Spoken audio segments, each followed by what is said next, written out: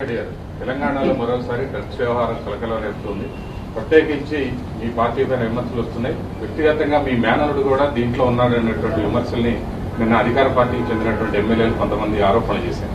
దానికి మీరు ఇప్పుడు తెలంగాణ రాష్ట్రం వచ్చినప్పటి నుంచి గంజాయి డ్రగ్స్ వినియోగించినప్పుడు వివిధ సందర్భాలలో వాళ్ళు దొరికినప్పుడు తెలంగాణలో కలకలం వచ్చినప్పుడు రాష్ట్ర ప్రభుత్వం సరైన చర్యలు తీసుకోకపోవడం వల్ల ప్రధానమంత్రికి, హోంమంత్రికి, సిబిఐకి, ఈడీకి, ఎన్సీబీకి, డిఆర్ఐకి పదే పదే రాతపూర్వకమైన ఫిర్యాదులు చేస్తే కూడా స్పందించకపోతే తెలంగాణ హైకోర్టులో 2017లో ప్రజా ప్రయోజన వ్యాజ్యం ఫైల్ చేసి ఇది రాష్ట్రంలో ఉన్న ప్రొహిబిషన్ అండ్ ఎక్సైజ్ శాఖ పరిధిలో విచారణ చేస్తే నిజమైన నేరగాళ్లు తప్పించుకుంటున్నారు.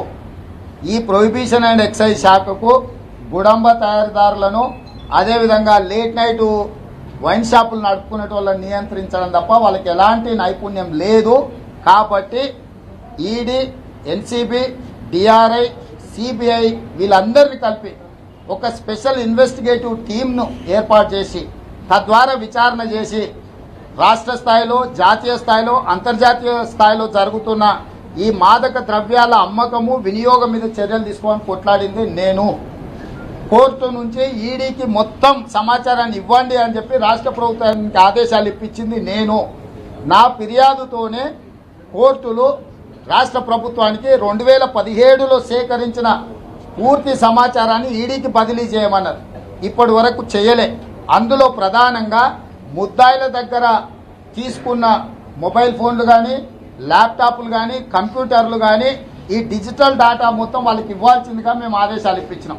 ఎందుకంటే ఈ వాట్సాప్ గ్రూపులలో కానీ ఈ డిజిటల్ డేటాలో ఏదైతే సమాచారం నిక్షిప్తమై ఉన్నదో ఈ సినిమా ఇండస్ట్రీ మీద 2017 వరకు టీఆర్ఎస్కు పట్టు లేదు. ఈ డ్రగ్స్ కేసును అడ్డం పెట్టి సినిమా ఇండస్ట్రీ మీద కేసీఆర్ కుమారుడు కేటీఆర్ గారు పట్టు సాధించాడు. మీరు చూడండి, అంతకంటే వెనక్కి ఏ సినిమా వాళ్ళు కేటీఆర్కు పరిచయం లేదు. 2017లో డ్రగ్స్ ఎప్పుడైతే వచ్చి సినిమా సెలబ్రిటీస్ ఎప్పుడైతే కేసులలో ఇరుక్కున్నారో అప్పటి నుంచే కేటీఆర్కు సినిమాలు ఉండే వాళ్ళందరితో సన్నిహిత సంబంధాలు ఏర్పడ్డాయి. అంటే ఈ డ్రగ్స్ కేసును అడ్డం పెట్టుకొని సినిమా వాళ్ళని లొంగ తీసుకొని వాళ్ళకు అవసరమైన అన్ని అవసరాలు తీర్చుకునే ప్రయత్నం రాష్ట్ర ప్రభుత్వంలో ఉన్న పెద్దలు చేస్తున్నారు. ఇక మీరు అడిగిన ప్రశ్న, ఇప్పుడు మేము కోర్టు ఇచ్చిన ఆదేశాలను కూడా పక్కన పెట్టడంతో already ED contempt of court case file చేసింది. నెక్స్ట్ ఇవాళ రేపు నేను కూడా ఫైల్ చేయబోతున్నా. ఇప్పుడు కోతి కొబ్బరి చిప్ప దొరికినట్టు వాడు ఎవడో ఒకడు ఉన్నాడు వాళ్ళ దగ్గర కాపలాదారు, వాళ్ళ ఎంగిలి మెతుకులకో లేకపోతే తినేసిన బొక్కలకో ఆశపడేటోడు ఎవడో ఉన్నాడు. వాడు మాట్లాడినట్టు నాకు తెలియదు. 2 రోజుల నుంచి నేనేదో ఇక్కడ ఢిల్లీలో మా పార్టీ సమావేశాలు, మా నాయకుని కలిసేది, దాంట్లో నేను కొంచెం బిజీగా ఉన్నా. నేను ఇప్పుడు ఒక్క మాట చెప్పదలుచుకున్నా.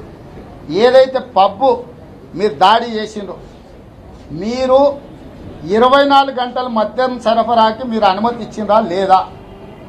ఎక్కడైనా రాత్రి 11:30 తర్వాత బార్లు కానీ, వైన్ షాపులు కానీ ఏవైనా ముయ్యాలి. 24 గంటలు మద్యం అమ్ముకోవడానికి లైసెన్స్ ఇచ్చింది మీరే. రాష్ట్రంలో ప్రభుత్వం ఉన్నది మీరే. అక్కడ డ్రగ్స్ వాడినరా, ఇంకోటి వాడినరా తేల్చాల్సింది మీరే. అక్కడ రేడ్ వేసి పట్టుకున్నది మీరే. అందులో 125 మంది ఉండరా, 142 ఉండరా, లేకపోతే మీరు కొంతమందిని తప్పించిందా, కొంతమంది పేర్లు పొందుపరచడం కానీ లేకపోతే తొలగించడం కానీ చేసినా మాకు తెలియదు. అందులో మీరు రాసిన దాంట్లో సూదిని ప్రణయ్ రెడ్డి అని ఉన్నాడని మీరే చెప్పారు. అతన్ని పట్టుకెళ్ళి పోలీస్ స్టేషన్లో కూర్చోబెట్టారు. రాత్రి 2 గంటలకు తీసుకెళ్తే పొద్దుగాల 9కో 10కో ఎప్పుడో ఇచ్చిపెట్టిరా చెప్తారు. మేమెవరమన్నా మా కుటుంబ సభ్యులం కానీ, నేను కానీ మా వాడు ఉన్నాడు అతన్ని విడిచిపెట్టండి అని మేమేమన్నా అడిగినామా? అతన్ని తప్పించమని మేమేమన్నా మిమ్మల్ని ఒత్తిడి చేసినామా? మీరే పట్టుకపోయారు. మీరక్కడ వాళ్ళ నుంచి నమూనాలు సేకరించడానికి అవకాశం ఉండే. 142 మందిని మీరు ముద్దాయిలుగా చూపించినప్పుడు 142 మందిని గాంధీ హాస్పిటల్ కానీ, ఉస్మానియా హాస్పిటల్ కానీ, నిమ్స్ హాస్పిటల్ కానీ తీసుకెళ్లి వాళ్ళ వెంట్రుకలు, వాళ్ళ రక్తము, వాళ్ళకి సంబంధించిన నమూనాలు సేకరించి ఎవరెవరి మాదక ద్రవ్యాలు వినియోగించినో ల్యాబ్లకు పంపించి పరీక్షలు చేసే అధికారము, అవకాశం మీ చేతిలో ఉండే. ఉదయం 10 వరకు పెట్టి ఎవరిని నమూనాలు సేకరించకుండా అందరిని విడుదల చేసిందంటేనే దీని వెనకాల ఉన్న కుట్ర కోణాన్ని ఆలోచన చేయండి. నిజంగా ఎవరైతే డ్రగ్స్ వినియోగించిండ్రో ఈ నమూనాలు సేకరిస్తే వాళ్ళు పట్టుబడతారు కాబట్టి వాళ్ళని రాష్ట్ర ప్రభుత్వం కాపాడాలని కేటీఆర్ గారు అధికారులకు ఫోన్ చేసి చూసి చూడనట్టు పొమ్మని అంటే ఆ అధికారులు ఇప్పుడు మొత్తం మీడియాకు తెలిసిపోయింది, ప్రతిపక్షాలకు తెలిసిపోయింది. మొదటి నుంచి రేవంత్ రెడ్డి గారి కేసులు ఫాలో అప్ చేస్తుండు, మా మీద ఒత్తిడి ఉన్నది, మేము ఎవరిని పంపించే పరిస్థితి లేదని ఆ ప్రత్యేక అధికారి కేటీఆర్కు చెప్పిండా లేదా? నేను అడిగేది ఏంటంటే నా తమ్ముడుండని, నా బిడ్డుండని, నా కొడుకుండని, నా మేనల్లుడు ఉండని నిన్ను శిక్షించొద్దని ఎవడన్నా అడిగిండా? వాళ్ళ నుంచి నమూనాలు సేకరించొద్దని మేము ఎవరన్నా అభ్యంతరం పెట్టినవా? ఇవాళ కూడా నేను చెప్తున్నా, మీరు సొల్లు మాటలు మాని చిల్లర ఆరోపణలు పక్కన పెట్టి ఇవాళ కూడా మా పిల్లలు ఎవరెవరి మీద నీకు అనుమానం ఉందో వాళ్ళందరి పేర్లు లిస్టి నేనే ఎంబడుండి నువ్వు ఏ ఆసుపత్రికి చెప్తే Osmania, Gandhi, NIMS or any other hospital మా పిల్లలందరినీ తీసుకొచ్చి లైన్లో నించోబెట్టి వెంట్రుకలు అదేవిధంగా రక్త నమూనాలు నీకేం కావాలంటే అవి నేను ఇప్పిస్తా. నేను వేరే కండిషన్ కూడా పెడతాను. అన్కండిషనల్గా మా కుటుంబ సభ్యులు, మా బంధువులు ఎవరున్నా ఇవాళ నువ్వు ఆరోపణ చేస్తున్న మా మేనల్లుడు అంటున్నావు కదా, నేను మేనల్లుడా కాదా కూడా నేను వివరించదలుచుకున్నా. నా బంధువు అన్నావు కదా, ఎస్, ప్రజాప్రతినిధిగా నాకు బాధ్యత ఉంది. ఈ సమాజంలో యువకులను కాపాడాల్సిన బాధ్యత నా మీద ఉంది. గత 8 సంవత్సరాలుగా నిరంతరం డ్రగ్స్కు వ్యతిరేకంగా కొట్లాడుతున్నది నేను, పప్పులకు వ్యతిరేకంగా కొట్లాడుతున్నది నేను, డిస్కో పార్టీలకు వ్యతిరేకంగా కొట్లాడుతున్నది నేను. టైమ్ అండ్ అగైన్ మీరు ఈ డ్రగ్స్ అండ్ ఈ పప్పుల కల్చర్కి మీరు అనుమతులు ఇచ్చిన దాని మీద కొట్లాడింది నేను. నాకు నైతిక బాధ్యత ఉన్నది. నువ్వు నా బంధువుల పేర్లు ఎవరైతే తీసుకున్నావు వాళ్ళందరి నమూనాలు ఇప్పించడానికి నేను సిద్ధంగా ఉన్నా. నువ్వు నమూనాలు సేకరించి నువ్వు నిగ్గు తెచ్చు. ఈ 142 మందిని నీకు రెడ్ హ్యాండెడ్గా దొరికింది అంటున్నావు, పోలీస్ స్టేషన్కి పట్టుకపోయినావు, వాళ్ళ నమూనాలు సేకరించుకుంటూ ఇడిచిపెట్టినామంటే దీంట్లో మీకు కావాల్సిన వాళ్ళు ఎవరెవరో ఉన్నారు, వాళ్ళు డ్రగ్స్ వినియోగిస్తున్నారు కాబట్టి శాంపిల్స్ తీసుకుంటే వాళ్ళు దొరికిపోతారని చెప్పి అందరినీ కట్ట బయటికి పంపించి ఇవాళ మాలాకటోళ్ళ మీద ఆరోపణ చేసి శునకానందం పొందుతున్నారు. నా బంధువు అని నువ్వే అంటున్నావు, అందులో దొరికిందా నువ్వే అంటున్నావు. నిన్ను విచారణ చేయొద్దని ఏ గాడిద అడ్డం పడ్డది? ఈ గాడిదలకు ఆరోపణ చేసే ముందు ఆలోచన చేయాలి, బుర్ర ఉపయోగించాలి. మేము ఎవరన్నా నీ దగ్గరకు వచ్చినామా ఇడవమని? ఇప్పుడు కూడా చెప్తున్నా నేను స్పష్టంగా, మా పిల్లల మీద ఎవరి మీద అయితే ఆరోపణలు వచ్చినాయో మేము నమూనాలు ఇప్పించడానికి సిద్ధంగా ఉన్నాం, మా పిల్లలు ఇవ్వడానికి సిద్ధంగా ఉన్నాం. నీకు దమ్ముందా నమూనాలు సేకరించి విచారణ చేయడానికి? అదే సందర్భంలో ఇంకొక మాట కూడా చెప్పదలుచుకున్నా. మీరు వెనకడికెవడో యుద్ధం చేయడానికి సికండీని అడ్డం పెట్టుకున్నాడంట. సికండీలను అడ్డం పెట్టుకోకు, వాళ్ళు చిన్నపిల్లలు, వాళ్ళ పిల్లలు ఇవ్వడానికి సిద్ధంగా ఉన్నారు. వాళ్ళని అడ్డం పెట్టుకో నాతో ఇంద్ర రాజకీయం చేసే చిల్లర నాయలారా. ఆ పిల్లలు ఏంది, వాళ్ళు చదువుకున్న పిల్లలు. నువ్వు 24 గంటలు పప్పు పర్మిషన్ ఇస్తే ఎక్కడైనా పార్టీకి పోతే డ్రగ్స్ తీసుకునేటోడు ఉంటాడు, మందు తాగేటోడు ఉంటాడు, భోజనం చేసేటోడు ఉంటాడు, లేకపోతే మిత్రులు రమ్మంటే పోయేటోడు ఉంటాడు. డ్రగ్స్ ఎవడు వాడిండు, మందు ఎవడు తాగిండు, భోజనం ఎవడు చేసిండు, ఏం తినకుంటే ఎవడు ఉన్నాడు అనేది తేల్చాల్సింది విచారణ సంస్థ. నీ చేతికి దొరికినప్పుడు ఆ విచారణ చేయకుండా వాళ్ళని ఎందుకు ఇచ్చిపెట్టినామని నేను అడుగుతున్నా.